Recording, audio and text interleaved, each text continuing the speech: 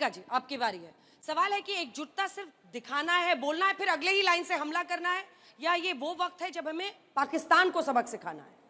पाकिस्तान को हम सबक कैसे सिखाएंगे? जब हम एकजुट रहेंगे, जब हम सेना के साथ रहेंगे।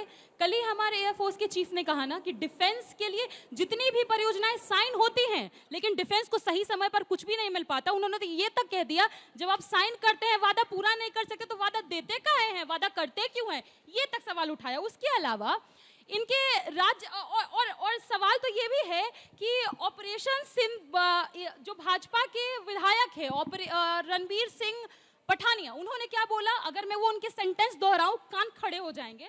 उन्होंने कहा कि एयरफोर्स सो रही थी जब ऑपरेशन सिंदूर हो रहा था। उन्होंने यहां तक एयरफोर्स को नालायक बोल दिया। इन विधायक से ज्यादा कोई नालायक होगा जो जवानों को नालायक बोलता है? उसके अलावा राज्यसभा सांसद, इनके राज्यसभा सांसद हैं, वो कहते हैं कि महिलाओं का सिंदूर इसलिए वहां मिट गया पहलगांव में क्योंकि वो महिलाएं वीरांगनाएं नहीं थी। जिस महिला का सिंदूर मिटा, उसको न्याय देने की जगह, उसको ये बताने की जगह कि किसकी चूक थी, वो जिम्मेदारी उसके सुहाग की मिटने की उस पर डाल रही। इससे शर्मनाक और क्या बात होगी? उसके अलावा इनके मंत्री कर्नल सोफिया कुरैशी को पाकिस्तानियों की बहन बोलते हैं। उनको पार्टी से निकालने की जगह मोदी जी उनके कदमों पर ही चल पड़े। मोदी जी ने क्या किया? उन्होंने कर्नल सोफिया कुरैशी के परिवार वालों को फूल छिड़काने के लिए बुला लिया रोड पर।